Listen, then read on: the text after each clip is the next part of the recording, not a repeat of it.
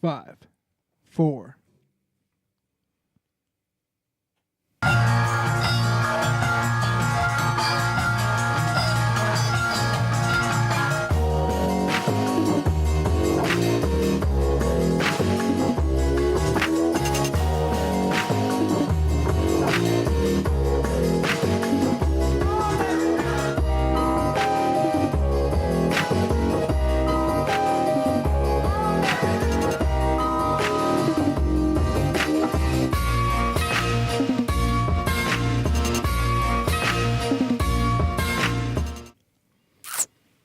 Welcome back, folks.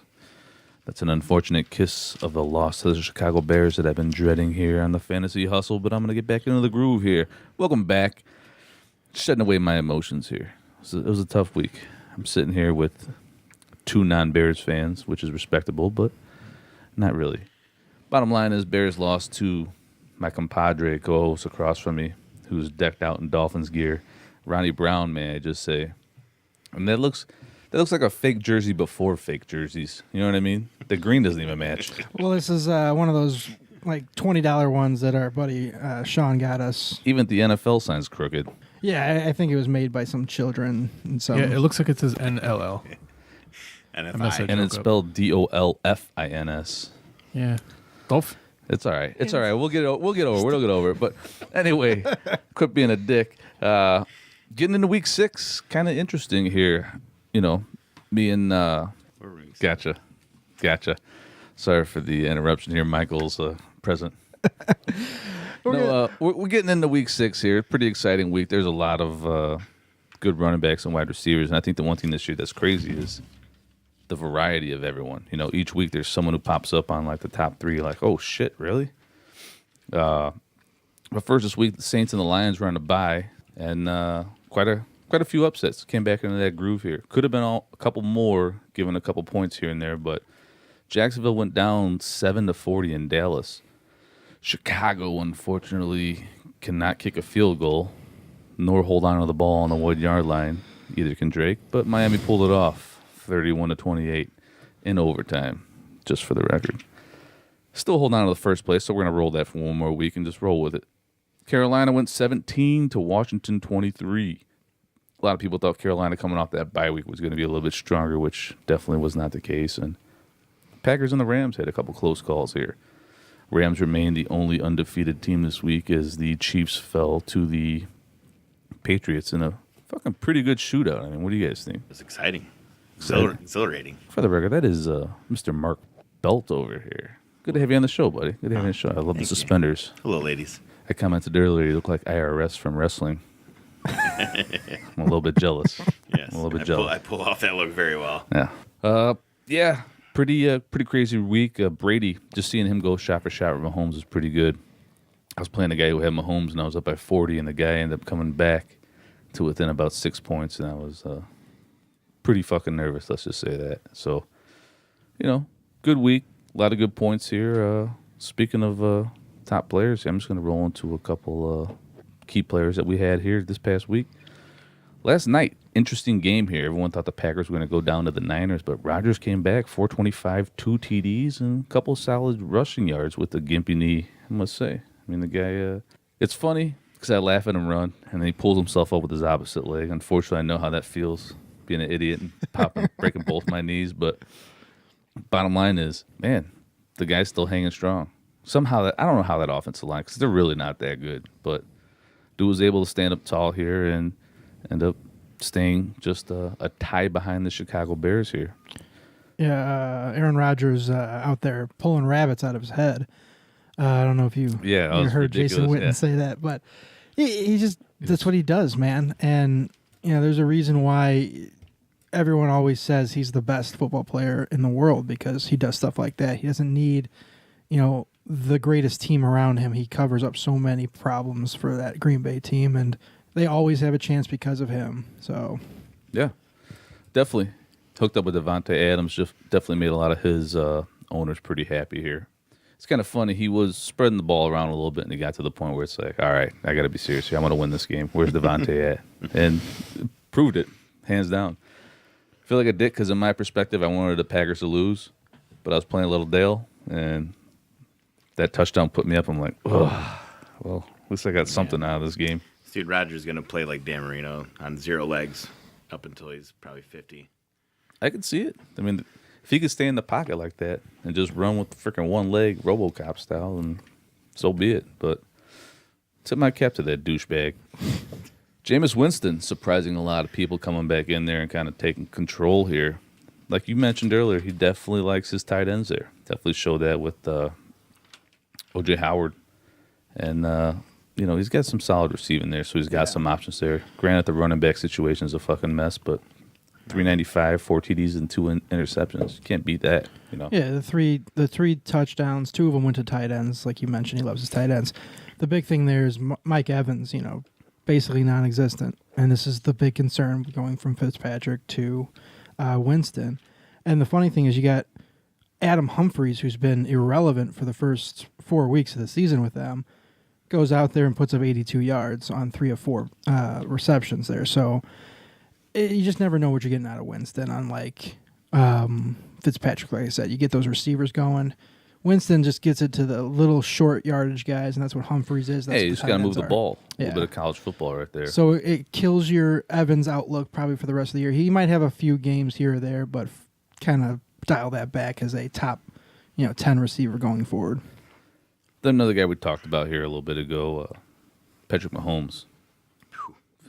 You're waiting for that guy just to fuck up and throw 3 interceptions. You know what I mean? He's not going to. It's not. I mean, the guy just got a cannon. That last touchdown pass to Tyreek Hill, one play. You see the way he throws the ball? He's on one leg. He's twisting his body. Like he can do things that you haven't seen in a little bit. I can't even think of a guy to compare him to because his accuracy, his arm strength, and granted he came into a freaking plethora of great players, but you got to give the fucking guy credit, man. He's good. Well, this is why I continually compare him to Aaron Rodgers, because he does such great things in the pocket and outside the pocket. And you were talking about how, he's doing all these great things, but the interception he threw was one of those, okay, now we're seeing a dumb young mistake. But then he comes out and just dominates in the second half and gives his team a good chance to win that game. So he's definitely going to be a guy that's in the MVP conversation this year, and he's helping all fantasy teams rack up the points. He'll be in there until about like week 9 when he goes down. I think that's what I'm saying. I'm thinking you got to pay attention because that's how Watson was last year until he got busted up, and now he's a different guy. So he's good until he's going to be like that until he gets injured. Yeah. And I'm just joking. I mean, he's not more the Rodgers type. Rodgers would be the guy who kind of goes down in this situation. But Mahomes, he's got the legs. He's young. And he doesn't I feel like he doesn't run as much as Watson does, which is kind of going to his advantage. He's able to hook it out of the pocket, but he won't go. Yeah, exactly. Given the situations. But hopefully he doesn't rely on that, and I think he'll be pretty good. Fucking weapons. But going on the running backs, Todd Gurley. Man, I'm glad I got him at least one of my leagues this year. The guy's just awesome to watch. 208, 2 TDs, 200-yard rushers, man. Yep, that's stat of the week. The Broncos, Broncos are the first team in the NFL history to allow consecutive 200-yard rushers. Obviously, Gurley this week, as you just mentioned, and then Crowell was the big one last week we talked about. So, first time ever, it surprised me at first, but hey, that's pretty bad for the Broncos. So they're supposed to be so stout on D, at least that front 7, and nothing. Yeah, they're just I don't know what it is. They got all kinds of problems there, and the offense isn't really helping them either. Yep. They're not staying on the field. Keenum's throwing interceptions, turning the ball over too much. So, but they pulled them. So we'll see if that correlates into this week, and if they're going to stand by that. Obviously, the money they gave him, they're going to feel like a huge dick, and I don't know if Elway really feeling like that much of a dick. So I see him getting back out there, faking an injury, working something out with the staff. Melvin Gordon, 132, 3 TDs. Another exciting man. He is making Phillip Rivers look a lot better than Phillip Rivers is actually playing. Phillip Rivers is hitting a couple guys. I mean, he did solid this week with Tyrell Williams. You know what I mean? But he hasn't brought Keenan Allen into the mix like he should be. I mean, last year Keenan Allen was pretty freaking solid. And this year things are just taking a change. And are they getting by with wins? Yeah, but they could be so much better. Maybe it's going to take some time and they're going to get into it, but you scare me there. Stretton. Sorry. Hey, Stretton. Welcome back. Hey, what's up? Your microphone's not on. My microphone's not on. Hey, what's up? Okay, there you go. Okay, I'm out of here. But if you got one of these running backs, you're just going to have a high-powered offense. Oh, yeah. The last two guys we named here, that's just the exception to the rule would be Saquon Barkley and Eli Manning, just because Eli's broke. Yeah. Which brings us to our number 3. Obviously, Latavius Murray, I'm going to tip my cap to him and say, hey, good job, guy. 155, 1 TD, career rushing, great stat. But Saquon Barkley, man, is just phenomenal to watch. Oof. As bad as that offense is, just when he gets the ball, it's like, man, just give him screen passes all game. Like, we were talking about. He makes 9-yard runs exhilarating, so exciting. Yeah. I mean, there's always talk about comparisons to Barry Sanders and just the way he moves, and the dude's legs are just gigantic. It's like people can't take him down. And, if Eli can get his shit together and ODB can kind of quit being a little prissy bitch, I think there's a good chance that they can kind of develop something pretty solid there. But 131 TD, 9 for 99 yards. What would they say, 1 yard shy of being the first 100 rushing and receiving. No Giants player's ever done that, so that would have been a good stat. I know they're trying to give him the ball. Not even Tiki? Not even Tiki. Tiki-taka. I mean, that kind of sounds right. I mean, the guy is he's pretty amazing in what he's doing. He's basically like LaDainian Tomlinson back in the day, and I think if you got him in fantasy, you kind of just roll him out there every single week, no matter the matchup, and you feel pretty good because even it doesn't matter how the Giants are doing. If they're getting killed, he's still going to be heavily involved. If they're winning, he's going to be heavily involved. So you got the best of both worlds with that guy. Most definitely. A couple other notables. Sony Michel. Guys look good the past couple weeks. And Kareem Hunt came out. He always has, last year he had a hot start, kind of slowed down. This year he kind of started a little bit slow. I think he's kind of getting into the groove here. And, his wide receivers and Pro Bowl quarterback are definitely helping him out. No, definitely. So, got to give that guy credit. James Conner. Got to give that guy, too. I mean, he came in, highly potent offense. And, question is, what's the carries going to be between him and Bell when Bell returns? If he returns. Yeah. It was supposed to be, this bye week right now. He didn't report. Now they're saying he'll be back next Monday.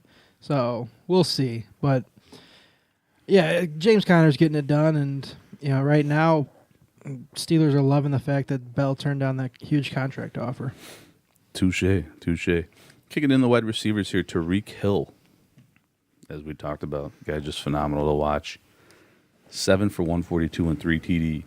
Is he just that quick, or safety is just too tall and slow nowadays? I don't know what it is. He's got separation like crazy. When he caught that one when he was wide open and then he turned upfield, there was no doubt in my mind he was just going to blow right by that safety because he just is so much faster than anybody else on the field. And as soon as he gets going and he hits top speed, no one's catching him. And he had that guy right there even with him, got outside of him, and in the blink of an eye, he was 5 yards ahead of him. So he's amazing. He's so fast.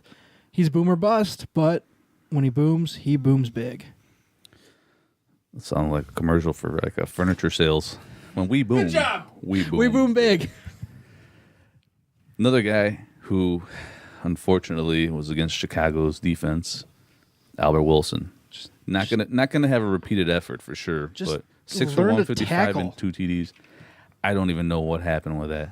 Short little over the middle pass, and he ends up weaving through everybody. He's fast. Nah, not that fast. I feel like that has to be a Dolphins record for yak. I mean, he had the 75-yarder, and it was basically 70 yards of yak, and then the other one was a big yards after the catch as well. So I don't know. I just watching that game, and I'm just laughing and talking to my family, and just like, this is a Super Bowl contending defense that can't tackle anybody. And there's the Bears defense going down. Along with Albert Wilson. Yeah, it's unfortunate. Unfortunate, but they won. They got the W, so can't say a lot more about that. By the The way, fact that Wilson 4.4340, so kind of fast. Yeah, I didn't have that on my combine watch.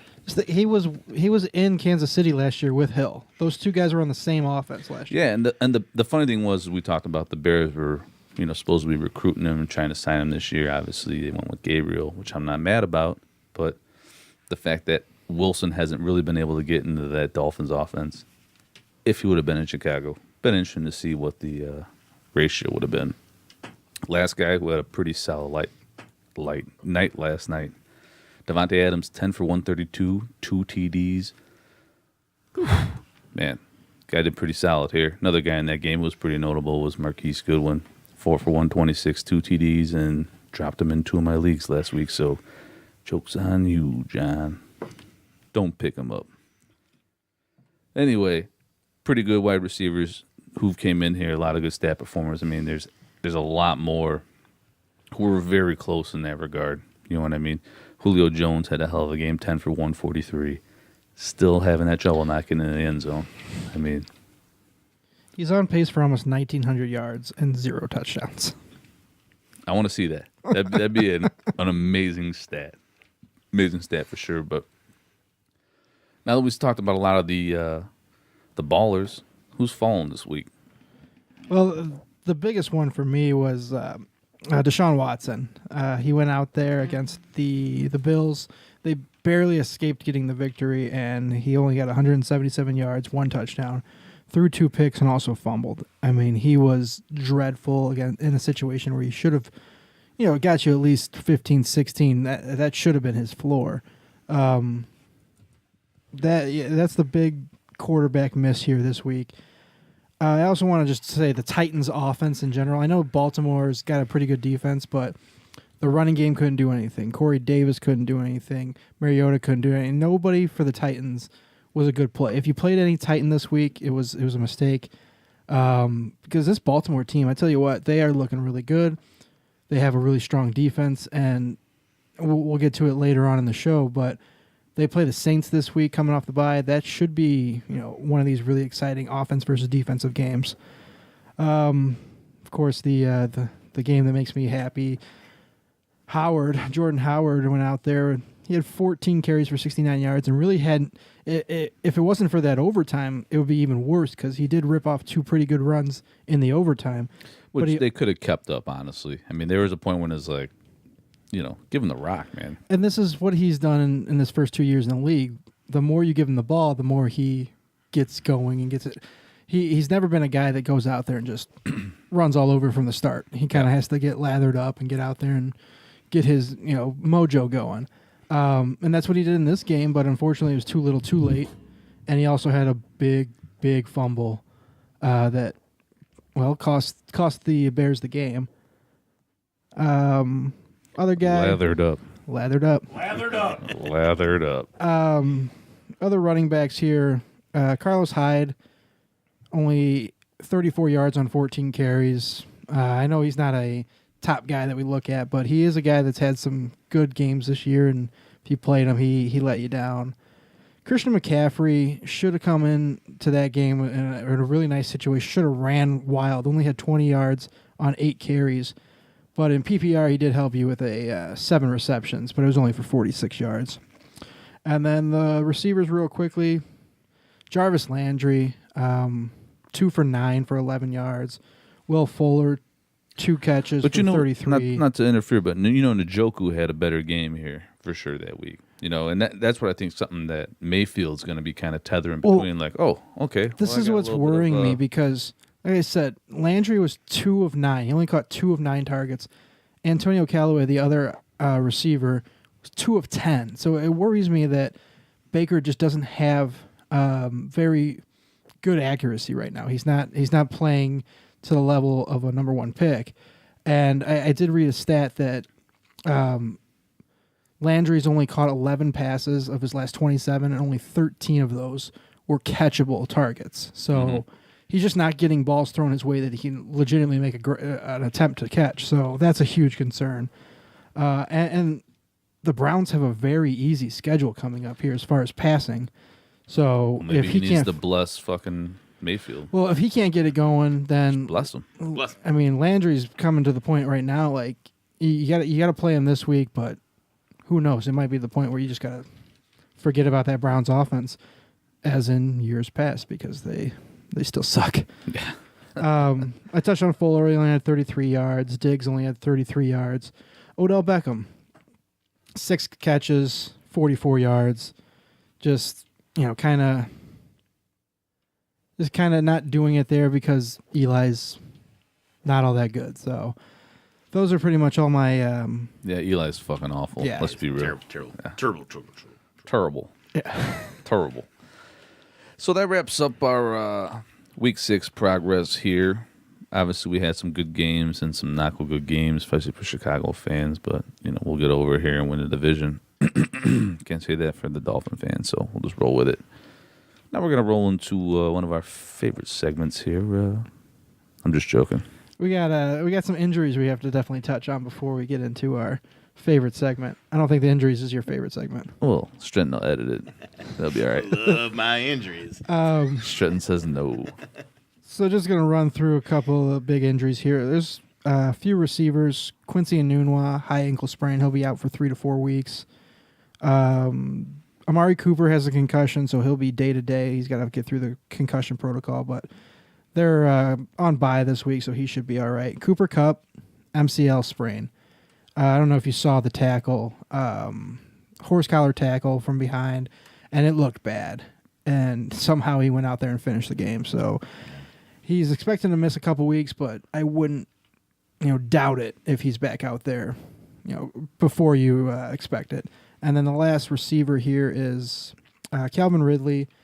He left that game with only 3 receptions against the Bucs this past week. He's got a bone bruise in his ankle. So he's week to week right now. So you got to keep an eye on him because he's been money this year. He's scoring the touchdowns that Julio can't seem to find, and he's been that guy for Matt Ryan. And then we got Josh Allen. I know he's not a fantasy relevant guy, but Josh Allen may need Tommy John surgery, and if fucking Josh Allen. Ain't no one got that guy. I understand. Nobody got but time for that. That's Nobody not got time for that's that. not if you let me speak. Well, I'm afraid how long it's going to take Nate you. Peterman time, which means go out there and get the defense the Bills are playing every single week and play them because Nate Peterman somehow still has a job in the NFL. Surely and you're lying. So you're saying pick up Colts? He's defense? just awful. Yes, I would pick up the Colts defense this week. If you're in a bind, and I mean, you should be streaming your defenses anyway. So, and then the last injury here, it's a big one. Another, top 15 preseason running back going on IR here. Devontae Freeman's going to have surgery on his groin. He's going on IR. He's designated to return, so he could be back for the last 2 weeks, but don't hold your breath. So the big question now is Tevin Coleman obviously becomes the starter. And Ito Smith's been a guy who's kind of come on the last few weeks. He's the backup. The question now, though, is who do you really like more, Smith or Coleman? Well, I think neither of them are proven at this point. The Falcons don't run the ball. And, I mean, the first week, I'm like, oh, Coleman actually may be a good pick here. I mean, with everything that happened, especially how he's played as the number 2 guy behind Freeman. Third down, sometimes he comes in, they'll swap it up, and he does solid. But it's like he has no one to counterbalance his rushing attack. Can Ito Smith do that? At this point, if you really need a running back, you're going to go out and chase it anyway. But they haven't really ran too much. And I think that has counteracted what is going on in the passing game there. Why Julio's kind of struggling a little bit. I mean, Matty Ice ain't really having the best year either. But in the long run, I would roll my dice on Ito Smith just because of what's been put along by Coleman. I mean, Coleman just really hasn't done enough for me, given where he's been for the past 5 weeks. So for me, I don't think Coleman is ever going to be the bell cow, but I think he's the more talented of those two. Number one, for the last let's call it the season. Here's Tevin Coleman's PPRs. 11, 5, 10, 12, 19, 11. You know, not awful, but not what you expect out of a number one running back. Yeah. But then you switch over to Ito Smith, and you got 10, 8, 13, 6, 6, 0. So is Ito Smith going to get you 20, 30 points ever? Probably not. Is Tevin Coleman? Tevin Coleman, I think, could if they use him right. He hasn't had the carries. I think the most carries he's had is like 16 on the year.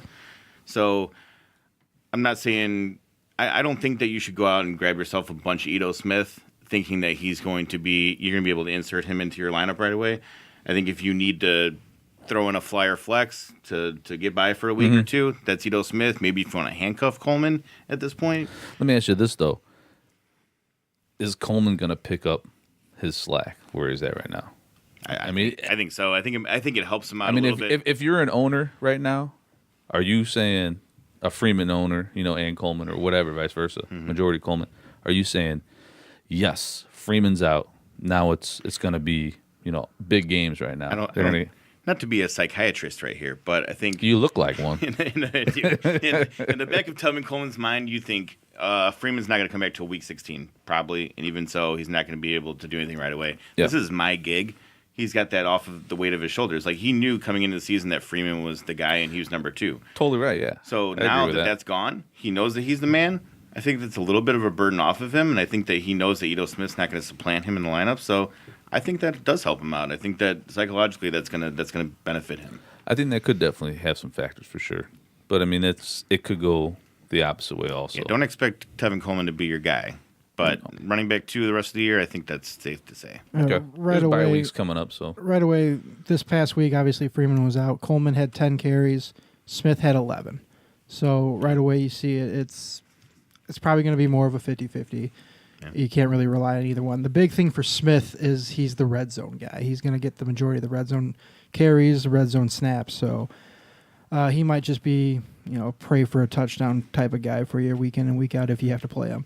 But Coleman, he's been reliable as a running back, as a running back 3 or a flex through his whole career, and now he's going to give it an opportunity to possibly jump into that running back 2 range, like you were saying. Okay, respectable.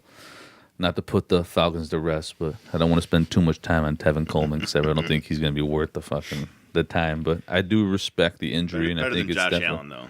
Hey, I agree. Stream those defenses and get rid of kickers. Yeah, I agree. Yeah. So now, Brad, if we may, move on to Who you got? Who you got? Don't scream into the mic. Hey, who do you got? Who you got? Who you got? Hey, who do you got? Strand will suck your dick. No, he won't. Well, back on the who you got here, we're just going to roll. I meant to say Brad. I didn't mean to say Stratton here. Stratton, let me clear that up. So I could beat up. Psychological damage is done. I'm hurt. Gosh, I'm out again. I'm out of here. See what am I going to do? I'm so triggered right now. Well, who the fuck do you got? Who you got? I'm going to go with here Jameis Winston versus the Browns or Cam Newton at the Eagles. Ooh. Who you got? Belt? Wow. Well, for me, so I think they're both going to have nice games, number one. I think looking at it on paper, you're like, okay, Browns are a little bit better on the defense this year. Maybe stay away from Winston, but Winston has too many options in the pass game right now, I think, for Cleveland to keep up with. Philly gave up, 12 points to the Giants, 23 to Minnesota, 26 to Tennessee. So, I mean, you could expect Carolina and Cam Newton to put up about that. I don't think that they're going to go much over that. But, Cleveland gave up 38 to Rivers. Flacco had almost 300 yards against Cleveland. He gave up 45 to Oakland not too long ago. So I'm going with Winston in this one. I think he's got too many options for the Browns to keep up with. Okay. Respectable. Yeah, I like Winston as well. But like you were saying, they're both going to have nice games. And I've been high on Cam Newton all year. I'm not going to back down now. I think this is a game that probably looks like the Eagles are kind of figuring out, starting to roll a little bit. I think they're going to win. The Eagles are going to win this game pretty easily. So even if it has to be garbage time, I think Newton's going to get you a pretty good stat line. He's going to probably end up with over 350 yards. He's going to hit a couple of big touchdowns to, either Funchess or Torrey Smith, whoever it's going to be. And now Olsen's back, and Olsen looked actually good. He doesn't look like he's bothered by that foot at all. So I think that's a big option for him. And, he's got the definitely better running back. I mean, McCaffrey versus Peyton Barber. And if they get the ball to McCaffrey in the passing game, that's just more, numbers going Cam's way. So, like you said, I like both to have good weeks, nice weeks, but I'll take Cam taking the edge on this one. Interesting. I like Cam also, and I think secondary-wise, they both got some pretty tough defenses, so it's going to be definitely a good battle here. Personally, I think I'm going to roll with Cam myself. I think the Eagles are breaking down a little bit. 2 against 1. 2 against 1. Let's go. All right, my quarterbacks. Jared Goff is going to San Francisco to take on the Niners, or Matt Ryan Monday Night Football versus the Giants. Ladies first belt. Huh. I'm gonna go with.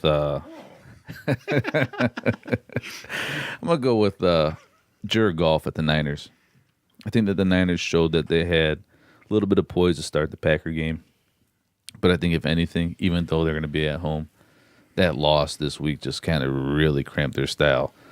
Yep, coming on a little bit of a short week, but bottom line is Landon Collins looks pretty good in that backfield there. He leads a good safety in that whole Giants defense. Their offense is awful, but Matt Ryan, I'm still questionable on him. He's like Dr. Jekyll and Miss Hyde. Yeah. So when I looked at the matchups this week, at first, like DFS wise, I was like, oh, Matt Ryan probably have a good game against the Giants. But the further I looked into it, Giants have surprisingly played quarterbacks pretty well. Yeah. So I think Ryan will get his, but I think with Goff, no Cooper Kupp, no problem. I think Goff still keeps doing what he does. The passing game is wide open with Gurley doing his thing. So I don't see that being a problem. I take Goff too. Yeah. All right. Respectable. There you go. Jared Goff. Alrighty, running backs here. Kerryon Johnson at Miami, or Sony Michel rolling in Chicago. What a coincidence. Brad, what you got?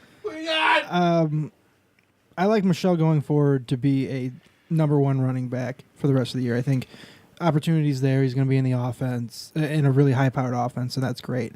But for this week, Kerryon going up against a Miami defense that gives up a lot of points to running backs. You saw Tariq Cohen have a game this past week, and I think Kerryon's going to have a very, very good game. I think this is a team that's going to come out of the bye and know what to do coming out of the bye. Little shot. And I think Detroit is going to run the ball and not do stupid things like have your quarterback throw red zone interceptions. So I'll take Kerryon Johnson. Yep. Fucked up, man. So I think, exactly what you said. Miami, they have the 6th most ran on D right now. Kerryon, I don't think Kerryon's a great option, but if he's going to break out any week, it's going to be this week. 164 yards for the Bears and a TD, mixing in 93 the week before.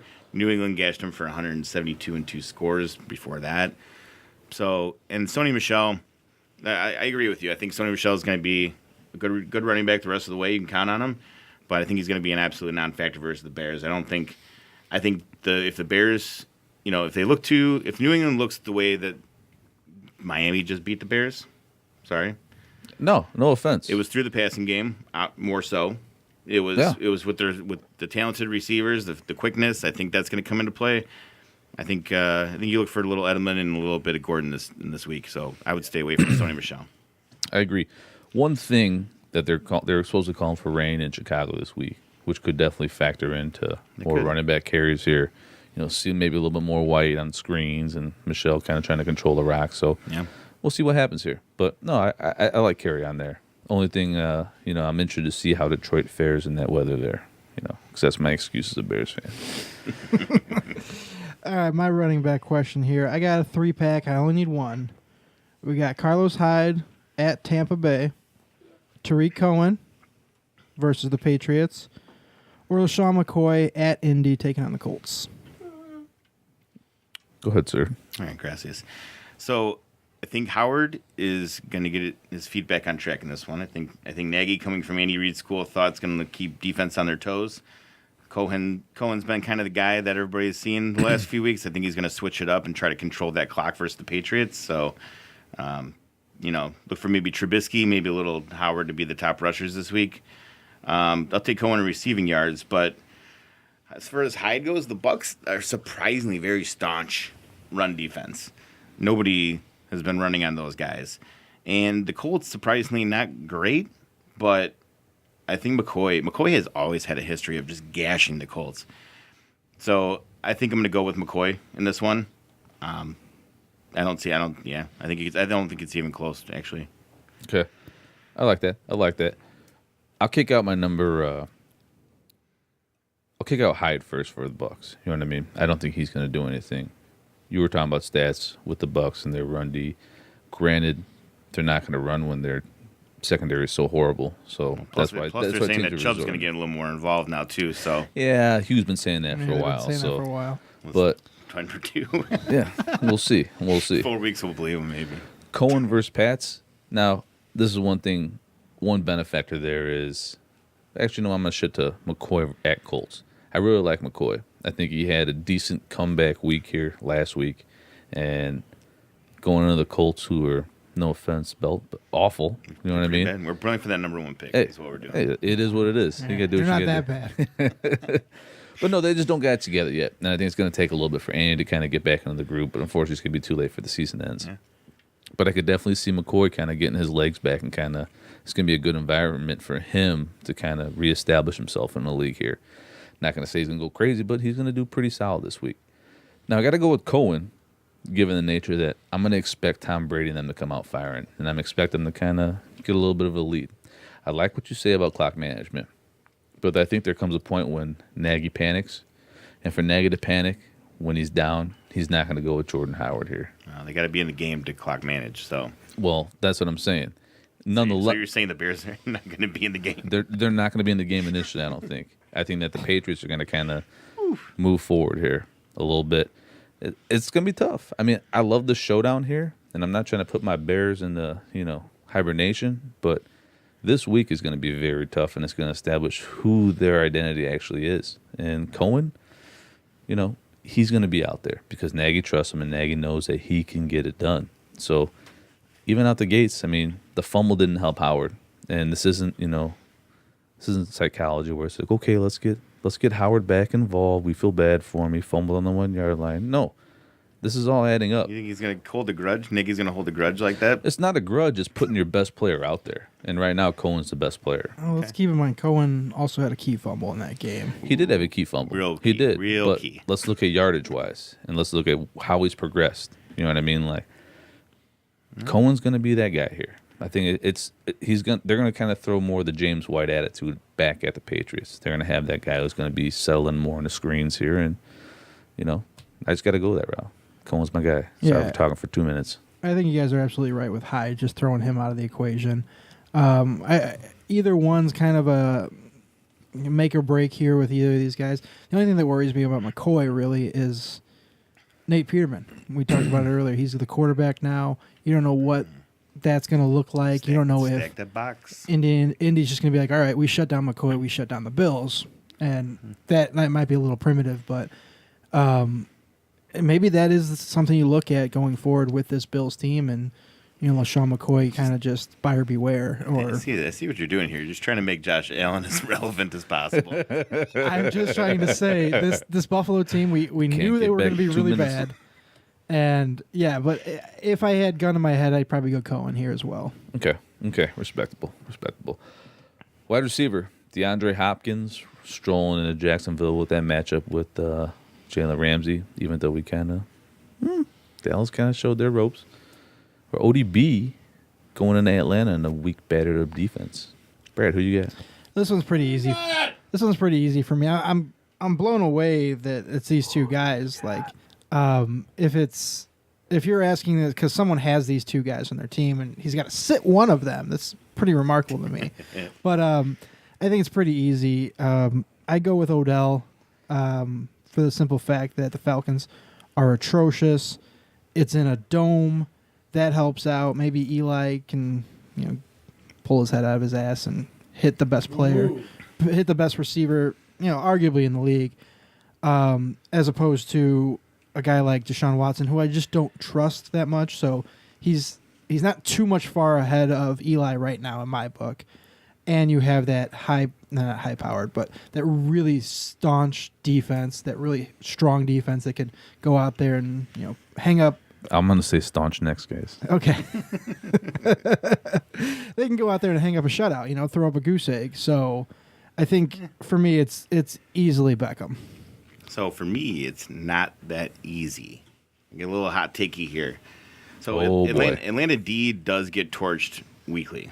This is a fact. But Eli is not good. And Odell Beckham has made that apparent that Eli is not getting him the ball. This is definitely a fact. But on the flip side, you think about Jacksonville's defense. If you're thinking about last year's Jacksonville defense, they're shutting everybody down. This year's Jacksonville defense hasn't really stopped anybody. So the only wide receiver they've even faced this year of value is Odell Beckham in week 1. He put up 14 standard scoring points, 11 catches, 111 yards, 15 targets. Otherwise, they've been getting beat by Tyreek Hill, Cole Beasley, Quincy Enunwa. So Jalen Ramsey doesn't line one-on-one up against Hopkins. I think the Texans, to stay in this game, are going to have to feed Hopkins the ball. And I think that's the only way that they're going to win. So I think just based on targets alone and the fact that Hopkins is really good and Deshaun Watson is much better than Eli Manning, I'm going to go Hopkins on this one. I like it. I think there's a point when I would have to go with Hopkins 0-2 here. We got one more here, Bradley. What are we looking like?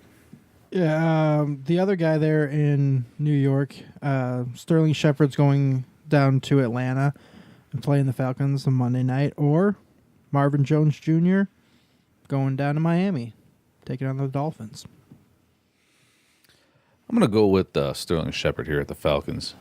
I know we talked, obviously, the last wide receiver, we talked about how bad up their defense is. And with the whole separation between ODB and Eli, they're not just kind of reconcile and get things together here in the next week. But I really think that Shepard's been the guy that he's able to rely on, who's not a crybaby, just wants to go out there and play, and he can kind of depend on actually running his route. You know what I mean? Yeah, ODB does kind of go, once he gets the ball, tries to fucking show some stats, but, the other side of things, Marvin Jones Jr., they got a lot of people over there. I mean, Galladay, Golden Tate. Galladay. There you go. Appreciate that. Carry on. Stafford's got a lot of weapons there.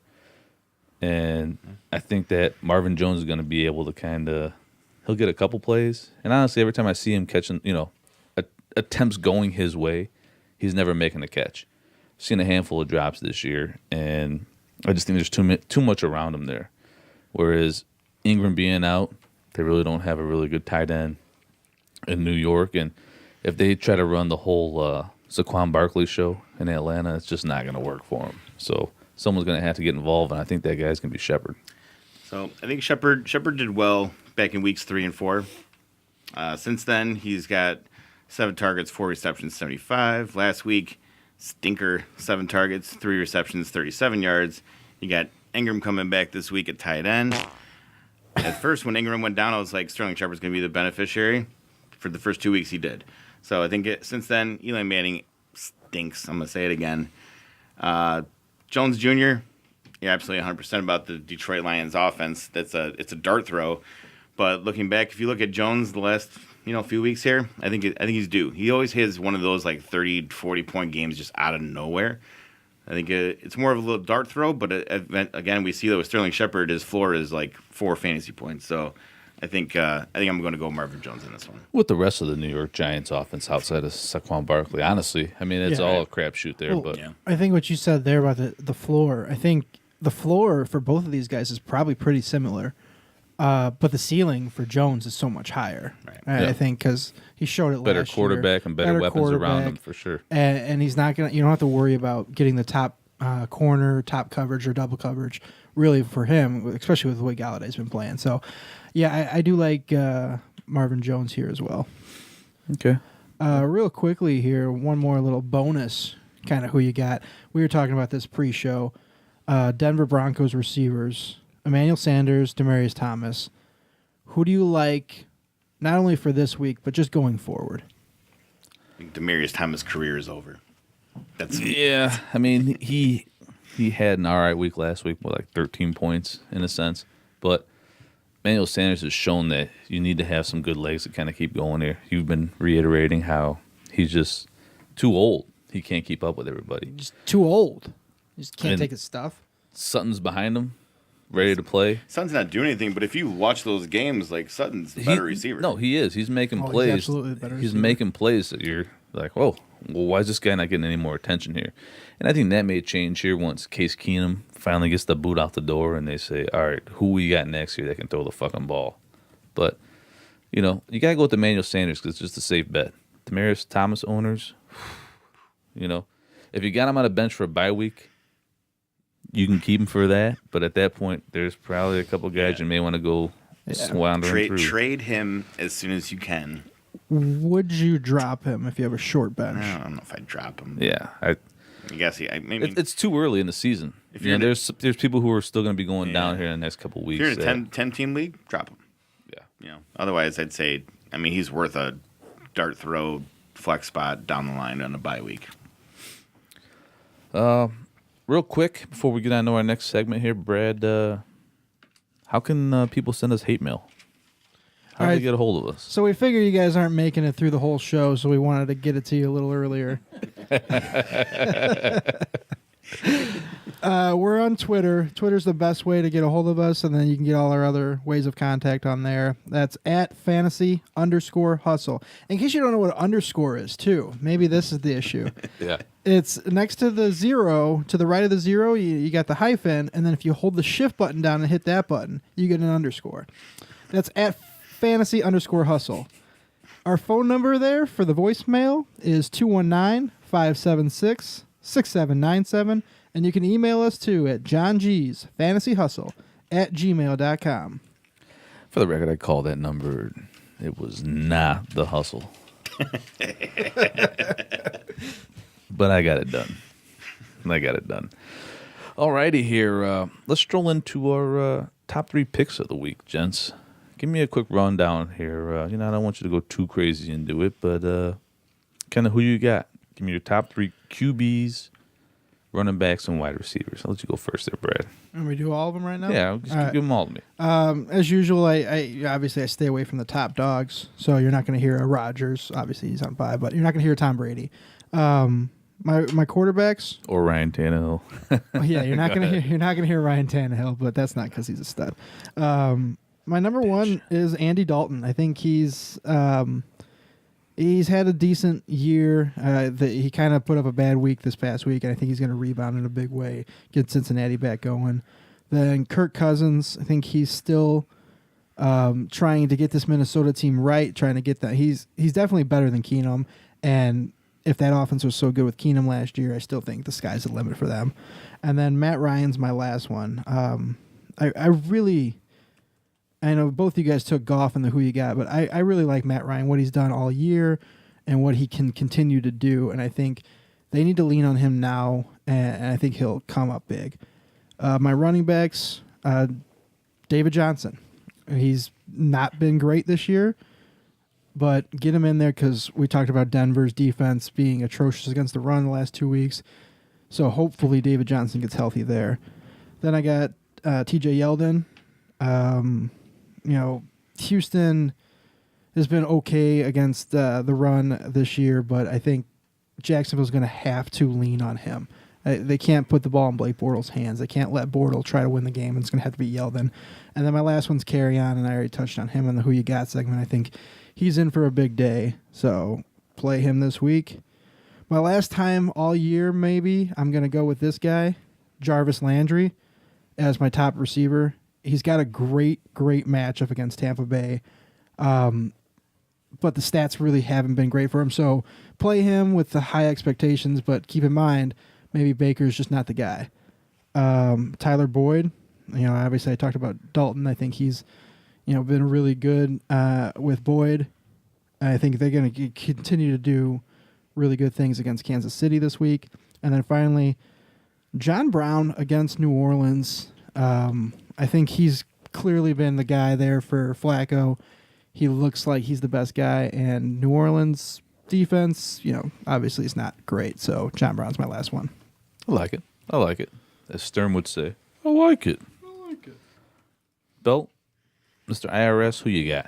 All right, so over here doing business deals. I didn't quite stay away from those top guys just because I think there's a couple guys who are just going to completely destroy teams. So I went with Holmes. I think it's going to be a shootout, and I think the big four here do damage with Hunt, Tyreek Hill, him, and Kelsey. I think it's just going to be just disastrous. At first, I thought Matty Ice. We talked about this earlier on, how I thought he was going to have a big game, but I'm staying away from him. So I think that Goff is going to really open it up. I think Gurley just always is going to do a good job there of keeping things up. And then my guy this week is Joseph Flacco versus the New Orleans Saints. I think that's going to be a shootout.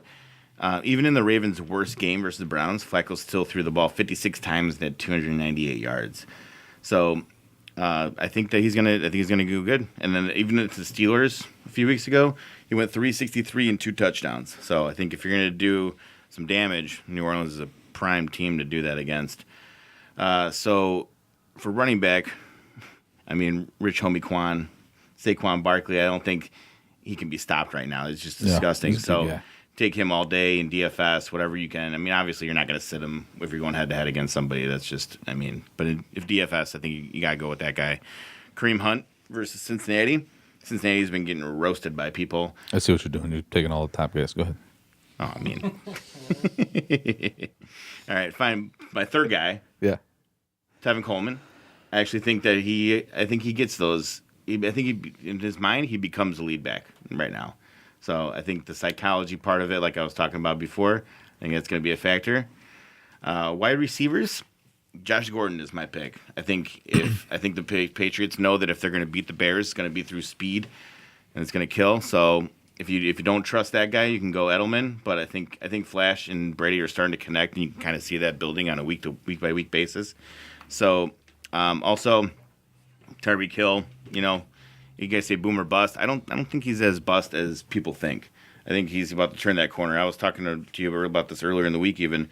I think he's about to turn into an Antonio Brown type player. I think he really does have that skill set. Also, too, I say Robert Woods. With no Cooper Kupp, they're going to be looking to turn to somebody over there. So it's either going to be Cooks or Robert Woods. And I think versus San Francisco, I think Robert Woods is the prime suspect. Okay. I'm going to go with Carson Wentz to start things off here. I think Carson Wentz is going to have a pretty solid week. I think coming around, him and Alshon really connected there. Look for him to spread out a little bit more. Look for Aguilar to get a little bit more involved here. Running back side of things, I really like Clement, and I think he's going to be he's going to shift more into more of an important role on the running side of things here, and he's going to help Carson Wentz be able to free things up here. Zach Ertz, that connection's come back, and I think that looks really healthy here. So look for him to have a great week. Jared Goff, I agree, going into San Fran. I think he's going to, with or without Cooper Kupp, be able to kind of pick apart the San Francisco defense, kind of like Rodgers did. I'm not trying to put them in the same category, but I really think that, Todd Gurley is just an X factor that can open up so many different extremes there. Matt Stafford going into Miami. I must say, I'm going to blame it on the Heat for the Bears, but bottom line is he's got a lot of weapons here. He's underrated. If they can get their shit together here, they can start contending in the NFC North, and there's no reason why they shouldn't. So those are my 3 quarterbacks. On the running back side of things, Joe Mixon going into Kansas City. Joe Mixon came back, had his little bit of surgery, came back, had a pretty solid week, and he didn't do too bad last week either. Kansas City's defense, rushing defense, is not really on par as everyone else, and if it comes to a shootout, so be it. But Mixon's shown that he can collect that screen pass and obviously get into the end zone with that. Kerryon Johnson, we touched on, so I don't want to get too involved with that, but I expect him to have a good day and be that feature back that Detroit's been needing for many, many years. And Shady McCoy, we talked on at Indy. I think Shady McCoy is going to have a really good game here, and I think it's going to be his way to kind of step forward and kind of do some things. Wide receivers, Tyler Boyd, guy who is, man, just shown a lot in the past 4 weeks here. And he's shown that he's not going anywhere. And to compliment A.J. Green here, I think there's a lot of things that are going to be moving forward on that side of things. Julian Edelman, I know you were high on Gordon, but I feel like that connection ain't there yet. And I don't know if Gordon's really in football shape. Or Edelman, I know he was training his ass off and not smoking weed. So I really trust the fact that Gordon's a lot better on drugs. Well, we know that. They should let him do them. And my third and final is Cam Meredith. Boo. Why? Because he's a bear, huh? Yeah, Cam Meredith had another week to get into that playbook here, dig a little bit deeper. And I know that he only had a couple passes the previous week. He got in the end zone. I know it was kind of scabby, but the reason why they signed him was to really complement Michael Thomas and Ted Ginn. I think that he's going to be a guy who's key to Drew Brees getting closer towards that MVP. And that's my picks. So as we sit here, finishing up our picks, trying to speed things along, let's go into week 7. Right? Yeah. Let's go there. What are we thinking about, gents? Is this going to be a big week? Is this going to be a high-scoring week that's been? Well, right off the bat, you're without the Packers and the Steelers. They're on bye this week. And the Raiders and Seahawks also on bye. They played the London game. So you have those 4 teams on byes. So you go into the weekly picks here? Yeah. Start with Thursday night? We're going to go to weekly picks here. Thursday night, we got the Broncos strolling into Arizona. Oh, there it is. There's your... Now let's make this here... let's not make a page out of it. I want to hear a good pick and a good reason. Here's your great Thursday night games that we all love so much. 2 crappy teams. So I will take the crappy team from Denver to win this one. I think they've been really bad here. I think this is the game they wake up, at least for 1 week, and Arizona's still really bad. So I will take Denver. I'm going to go with Arizona. I think Arizona has obviously been awful. But the fact that David Johnson's kind of getting his legs back here, kind of getting in fruition, Christian Kirk has shown that he can kind of break things out. I know that Larry Fitzgerald's kind of questionable, so I just think at home and the Broncos just being dilapidated, got to go with the Cards. I mean, your quote unquote smart money is going to be on Denver, but I think I have to agree with you, John. I think the Arizona Cardinals. I think it's only a matter of time before Rosen shows that he's a first-round pick, and I think you might start to see that this week. David Johnson's getting better and better every week, I think, ever since that slow start. So I think the Arizona Cardinals can sneak one out here. Interesting. Titans rolling into the Chargers. You have the same pick. It's not that interesting.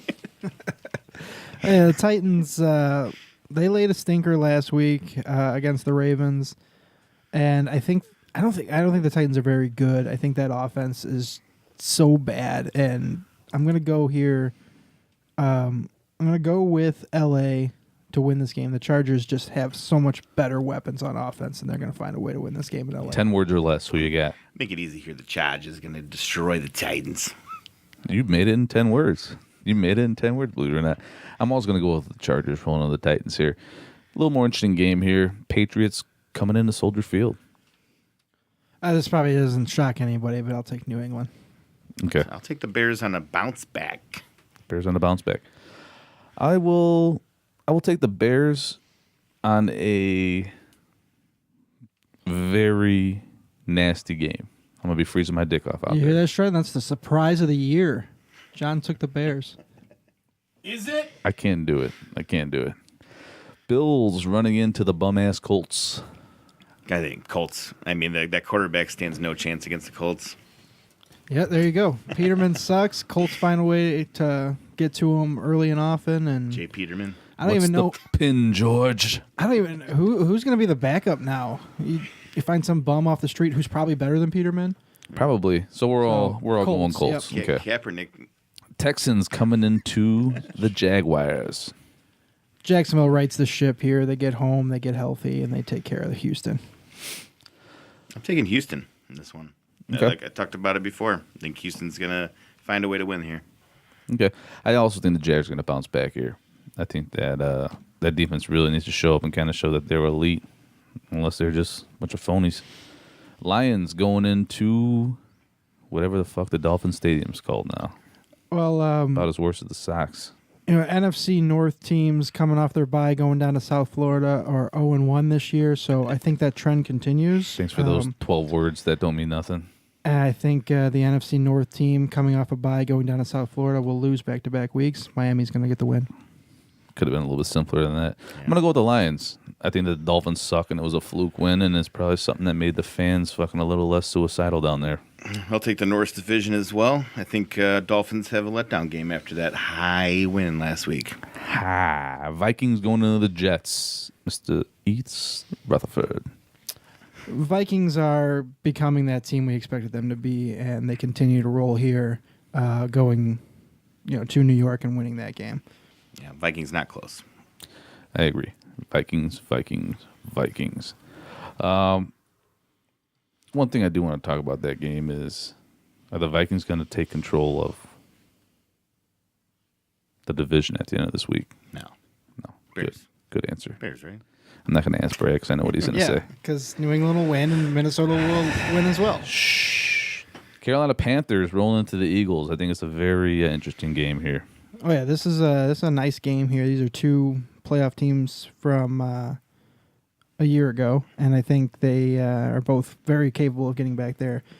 I like the home team here with the extra couple of days to prepare coming off a Thursday night. Carolina had to let down, and I think Philly's going to roll.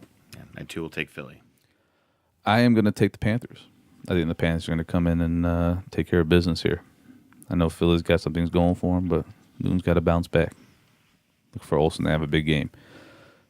The Cleveland Browns going into Tampa Bay. I'm going to take Tampa because I hate Cleveland. I wish they'd still be winless. Cleveland, This is what you are. Yeah, I talked about it earlier. At least they're not Detroit. That's true. They're the turd. I talked about it earlier. I think Jameis Winston has a good day, and I think the Browns lose. I agree. Saints coming into the Ravens.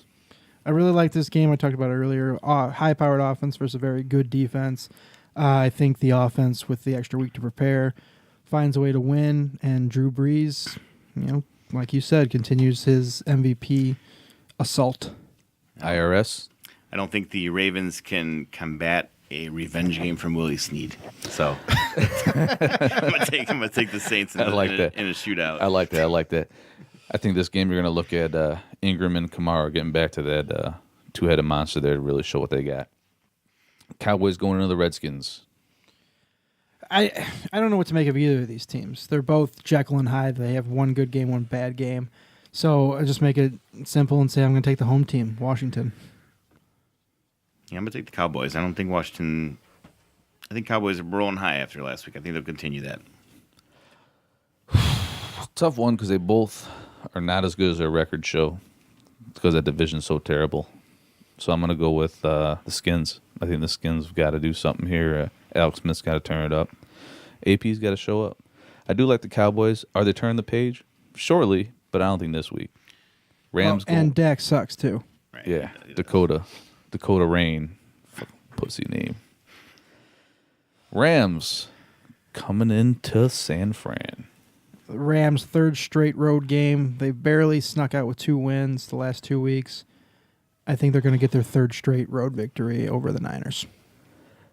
I'm going to agree with you. I think the Rams definitely got this on lock here.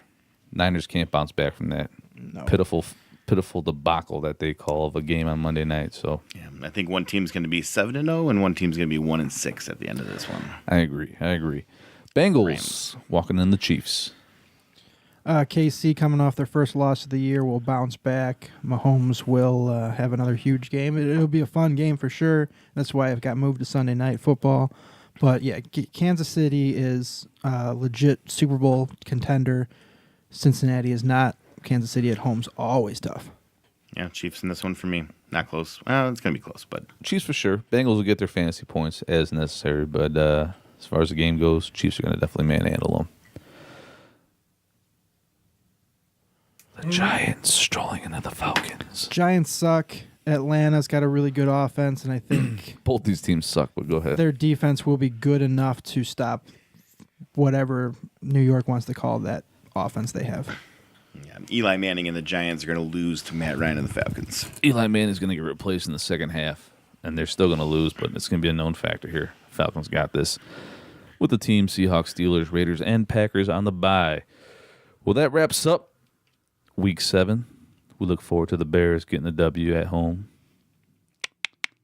Well, gents, I appreciate you guys coming out. Belt, it's always an honor. Hopefully we can have you back here. Yeah, thanks for having me, guys. Been good. Been good. It's been a good show. Thanks. It's been a really nice time. It's been a really nice time. Well, until next time, we'll see you out. Peace, bitch. Dolphins won.